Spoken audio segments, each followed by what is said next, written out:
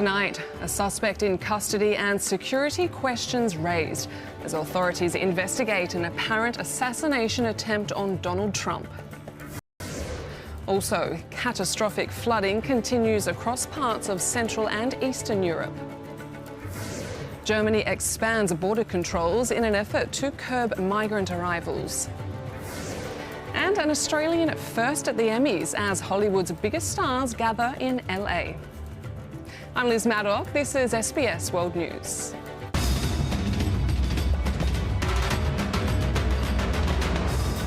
Good evening. Questions are again being raised about security for US presidential candidate Donald Trump after what the FBI says was an apparent assassination attempt.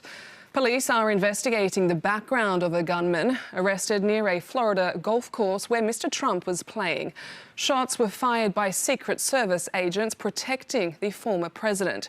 It's just 2 months after Donald Trump was injured in a shooting at a rally in Pennsylvania. A swarm of police converge outside what was Donald Trump's sanctuary. The former president whisked away from his golf course moments after his protective service shot at a would-be gunman hiding in bushes. Former President Donald Trump is safe and unharmed. Donald Trump was reportedly playing on the 5th hole at the Palm Beach course, about 350 to 450 metres away from the gunman. Between the 5th and the 7th, the Secret Service was doing routine checks when an agent noticed the muzzle of a rifle poking through bushes and began firing. Well, you got to understand the golf course is surrounded by shrubbery, so when somebody gets into the shrubbery, they're pretty much out of sight. All right, and at this level that he is at right now, he's not the sitting president. If he was, we would have had this entire golf course surrounded. The gunman fled in an SUV, leaving behind an AK-47 style rifle with 2 backpacks, a telescopic sight, a GoPro camera and ceramic tiles for a bulletproof vest. There's so much police officers here that A witness took photos of his car and license plate, which police then used to track him down shortly after at a nearby highway. We took as high a profile felon off the streets as is possible. We did it safely. Nobody else was hurt. Multiple media outlets named him as 58-year-old Ryan Routh of Hawaii. Social media posts from 2020 show he backed Donald Trump's re-election, but in more recent years his posts have expressed support for Joe Biden and Kamala Harris. The Vice President today issuing a statement saying, "I am deeply disturbed by the possible assassination attempt of former President Trump today." The Republican candidate sending an email to donors declaring, "I am safe and well and no one was hurt, thank God, but there are people in this world who will do whatever it takes to stop us. I will not stop fighting for you. I will never surrender." US President Joe Biden has authorised more funding for Donald Trump's security. But this second apparent assassination attempt in 2 months, raising more concerns about the level of security offered to the Republican candidate. The threat level is high. We have increased the amount of assets that we've supported, so we live in danger times. Donald Trump has thanked the Secret Service for keeping him safe, but questions remain about the scope of the organisation's protective operations. Rashida Yousafzai, SBS World News. And for more on the FBI investigation, I've been speaking with CNN's Lee Waldman in West Palm Beach in Florida. Access is limited this morning outside of the Trump International Golf Club as we're learning more about the man who authorities have detained in connection with the latest assassination attempt on former President Donald Trump. This is the second assassination attempt in just as many months on the former president. Now, sources say that Trump was moving between holes 5 and 6 on his Florida golf club when those shots were fired. The golf round was a last-minute addition to his schedule. Now, according to the Palm Beach County Sheriff, Secret Service agents were were moving ahead of Trump on the golf course when they spotted the barrel of a gun sticking out of a fence. It was just 300 to 500 yards away from Trump. That's when agents started to engage with the man outside of the perimeter of that fence. Now, the sheriff also said that a quick-thinking witness also snapped a photo of the man as he took off from that golf course. That's how they were able to find that person so quickly. Let's talk about who that man is. The law enforcement sources have identified that person as 58-year-old Ryan Wesley Routh.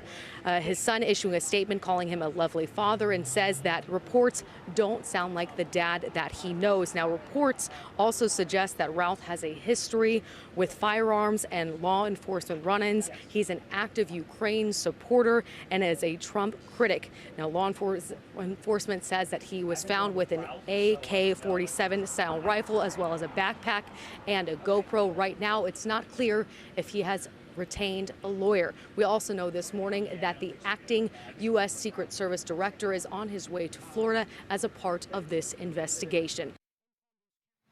Lee Waldman with that update from Florida's West Palm Beach. Now, Storm Boris continues to lash Central and Eastern Europe.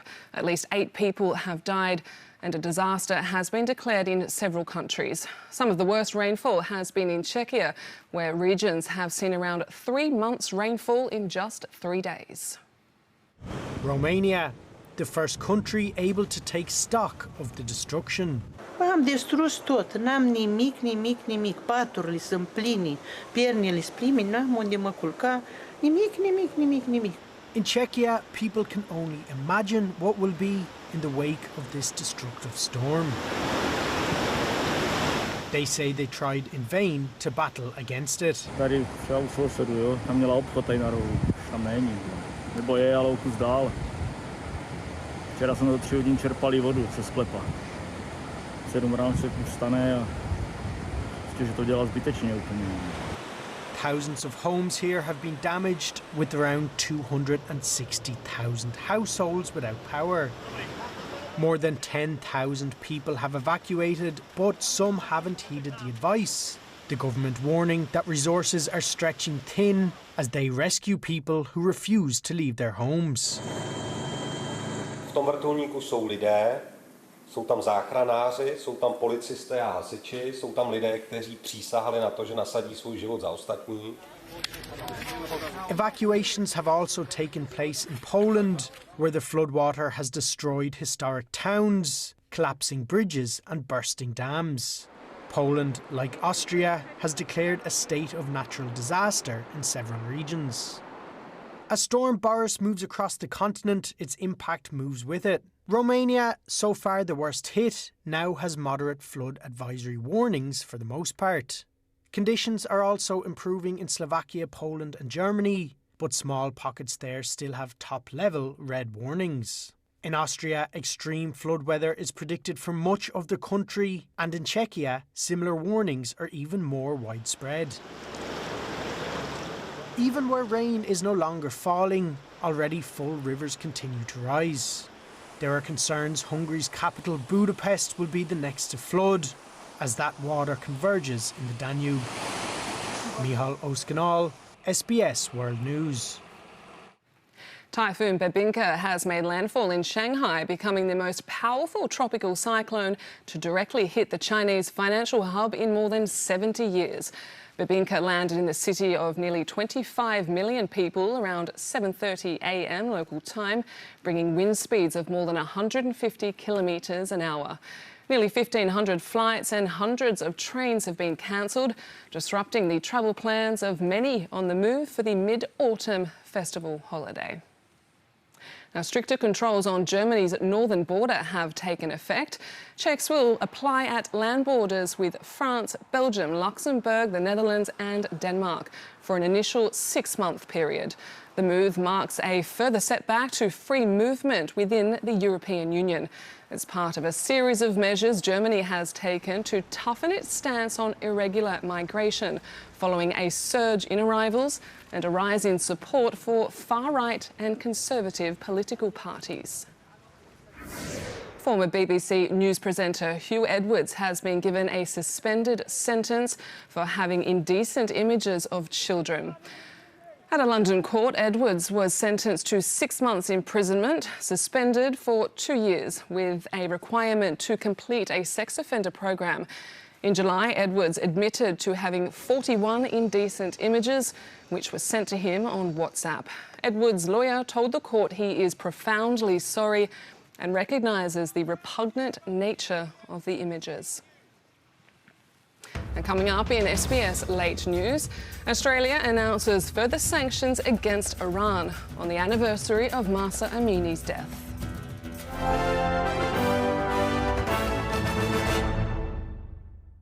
On Insight, leaving a legacy. It doesn't deserve the legacy it's getting. All the women had been written out. I needed to retrace their stories. I wanted to leave the sport in a better place than where I found it. Insight, tomorrow 8:30 on SBS and on demand. 2 people were murdered at the Big Rock Motel last night. The scene suggests foul play. Thought those kinds of things only happened in big cities. Yeah, well, there's monsters everywhere. You got any leads? Don't go forgetting which tribe you belong to. The world needs to know what is going on here.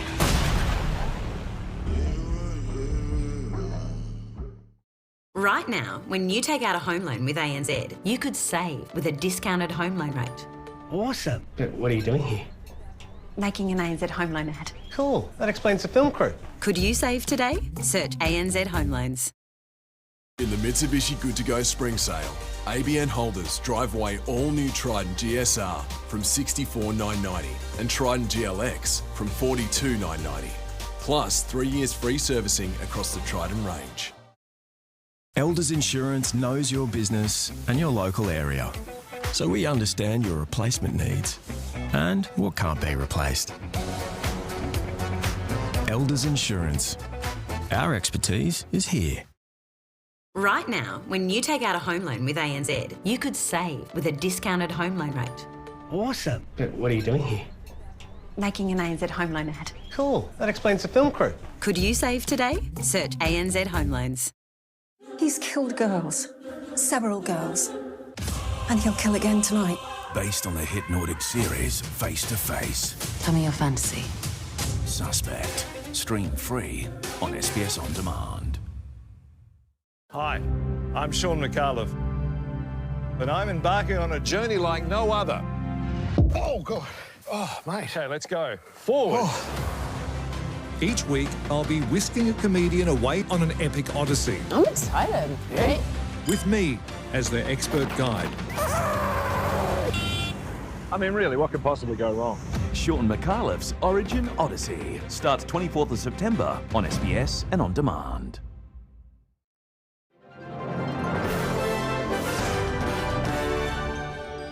The federal government is facing a Senate standoff over its legislation to help people buy a home if they can't save for a deposit.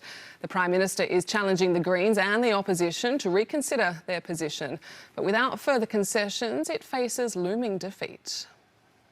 Attempting to construct a new housing reality, but Labor's plan is at risk of upper house demolition. We are building. The Coalition and the Greens have been blocking. Trying to unblock 2 pieces of legislation. The Senate have a week where it's just them, okay? There's no distractions here. Can they get anything done? Pushing a plan to help low and middle income earners who can afford a mortgage but can't build a deposit.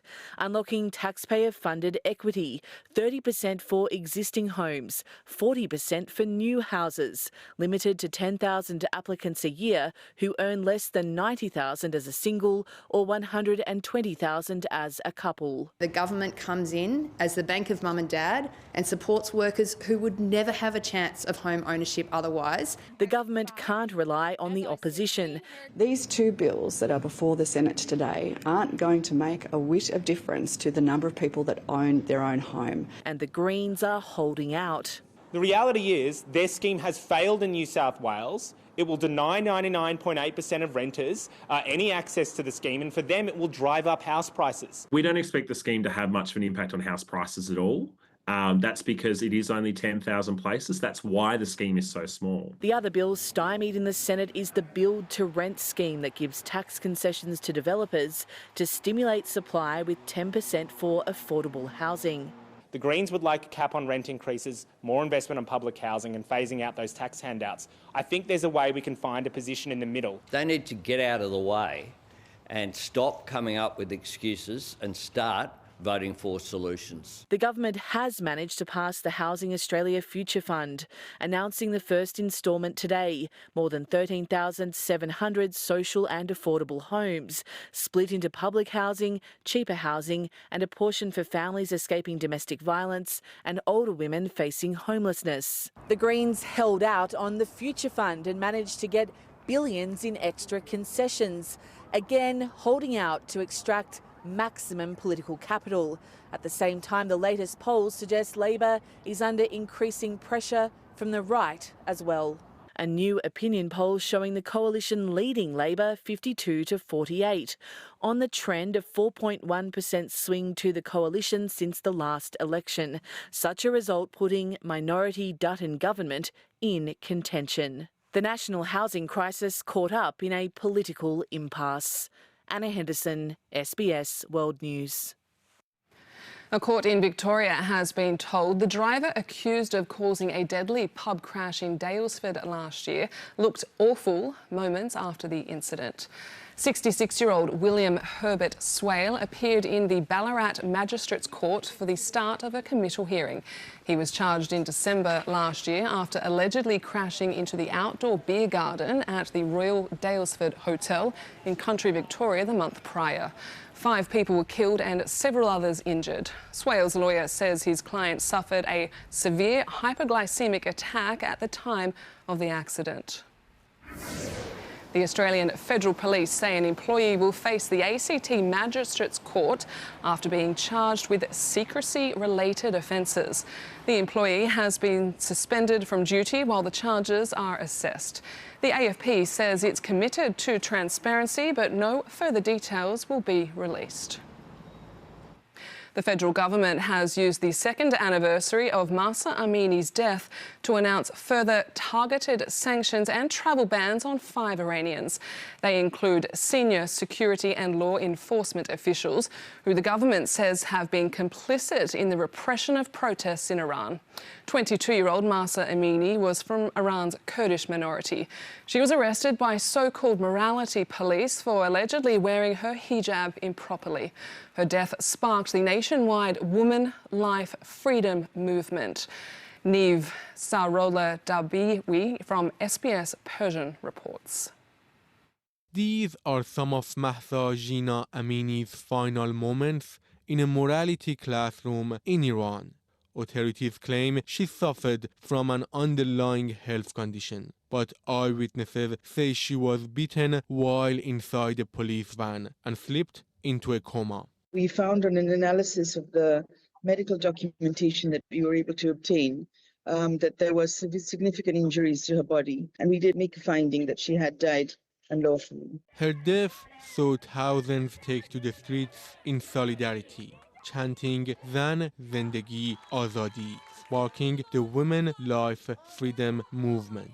We met with a protester who says she was threatened by an offshoot of the Islamic Revolutionary Guard in Iran and has since moved to Australia. We have protected her identity and changed her voice as she fears repercussions. From the first day to the last, we lived in fear in that country. The fear of assault and rape is a common thing that an Iranian woman experiences on the street every day.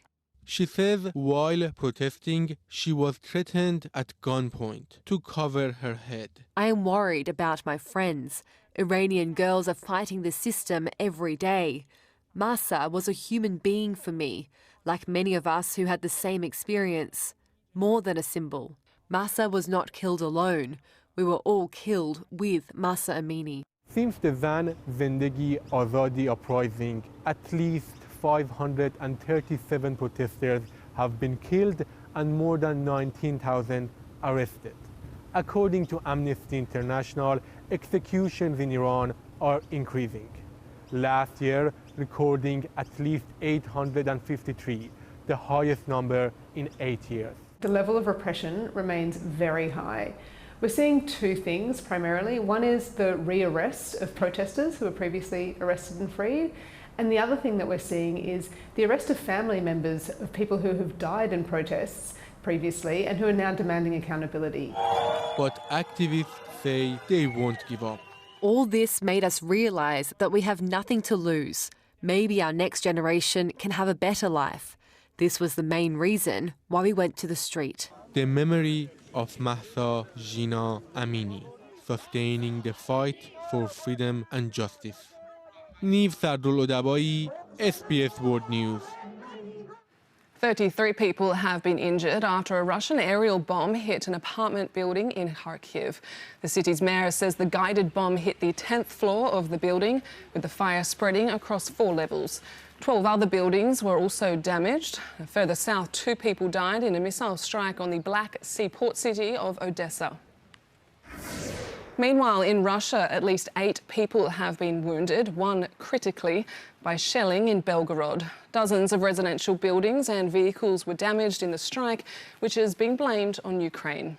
Belgorod lies next to the Kursk region, which a large area is now occupied by Ukrainian forces following a cross-border attack there last month. Still ahead, the weather and tributes after the death of Tito Jackson, one of the brothers of the pop group the Jackson 5.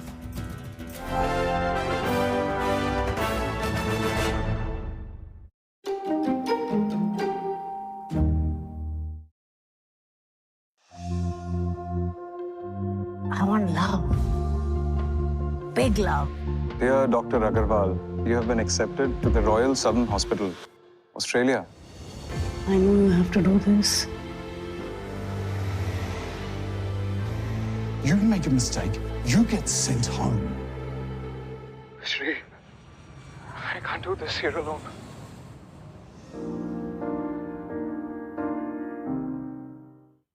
Dateline follows hundreds of migrants fleeing Mexico aboard a dangerous freight train known as the Beast. Dateline, tomorrow 9:30 on SBS and on demand. This is an urgent appeal from UNHCR, the UN Refugee Agency. The ongoing war in Ukraine is devastating. Families have lost everything. The violence, destruction and heartbreak has gone on far too long. The people of Ukraine still urgently need your support. Please give whatever you can to help provide life-saving essentials. Call, search UNHCR or scan the QR code now. Thank you. You know I love you, Jarvis, but there's just no way you'd be able to get dinner on the table in under 20 minutes like this. Planning even just a few dinners a week with HelloFresh can help in a lot of little ways. HelloFresh, hello dinner. From the creators of the 2021 and 2022 Drive Car of the Year, the Kia EV9, this year's Drive and World Car of the Year. Kia, movement that inspires. Who here lives by a moral code? I'm glad I'm not alone. He's a wonderful man. Well, so you say, but I don't know him. What's that? I think I need to talk to the police. I think I'll get away with most of it.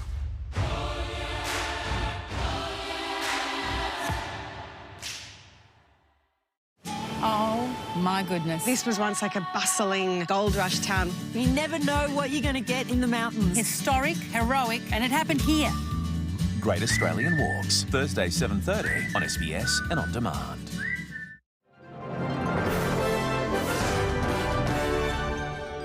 Tito Jackson, one of the brothers who made up the beloved pop group the Jackson 5, has died aged 70. Tito was the third of 9 Jackson children, including global superstars Michael and sister Janet.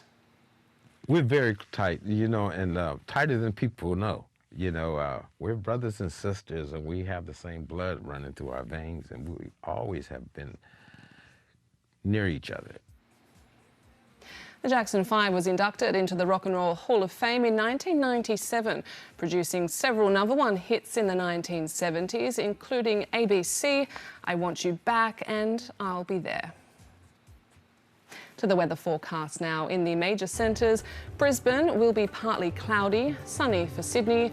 There's morning frost, then clear in Canberra. It's overcast for Melbourne, sunny for Adelaide and Perth, showers easing for Darwin. Looking further afield, it's windy in Auckland and Wellington, partly cloudy for Noumea, thunder over Nadi.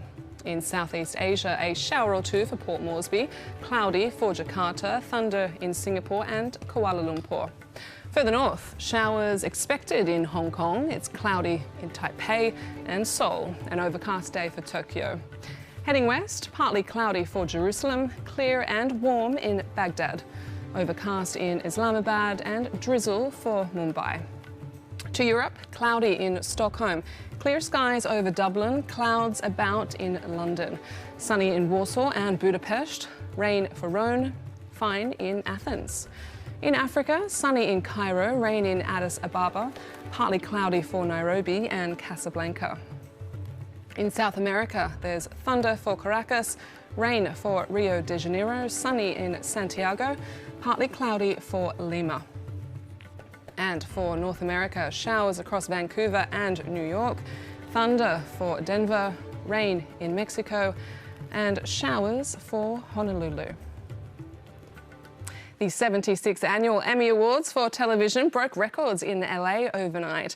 American-Japanese series Shogun became the most awarded and nominated show for a single season in Emmy history. Elizabeth Debicki also became the first Australian woman to win Best Supporting Actress. It's the silver screen's red carpet moment. This year's Emmys, hosted by on-screen and real-life father-son duo Dan and Eugene Levy. They took an early shot at The Bear, a psychological drama which is confusingly classed as a comedy series. I know some of you might be expecting us to make a joke about whether The Bear is really a comedy. But in the true spirit of The Bear, we will not be making any jokes. The Bear received a whopping 23 nominations and took home 4 Primetime Awards, but was robbed of the top gong by Hacks, which won Best Comedy. Hacks! The big winner of the night was historical drama Shogun, which took out the award for Best Drama. Do not be fooled by our politeness. It's now the most successful single season in Emmys history, nabbing 14 awards at the Creative Arts Emmys last weekend and 4 Primetime Awards on the night, including Best Director, Actor and Actress for the drama series, all in its debut season. Anna Sawai and Hiroyuki Sanada, now the first 2 Japanese actors to win an Emmy. And Shogun taught me that when people work together, we can make miracle. We can create a better future together. Baby Reindeer was the night's other big standout. Baby Reindeer. It too picked up 4 awards, including Best Limited or Anthology Series and Best Supporting Actress. The show was based on Richard Gadd's bizarre real-life experience being stalked, for which he won both Best Actor and Writer in the same category. Australian Elizabeth Debicki took out Best Supporting Actress in a drama series for her portrayal of Princess Diana in The Crown. I'm losing sight of myself in the process. And talk show host John Oliver hilariously paid tribute to his late dog on stage, but cussed at the Emmys for cutting the eulogy short. Perfect choice of music. We had to say goodbye to her. And, it is. I feel like Sarah McLachlan right now. It's not an awards ceremony in Hollywood without a little drama. Georgia Ma, SBS World News. We love the drama. That's the world this Monday. For the latest news, head to the SBS News website and you can get news anywhere, anytime on the SBS News app. I'm Liz Maddock. Thanks for watching and good night.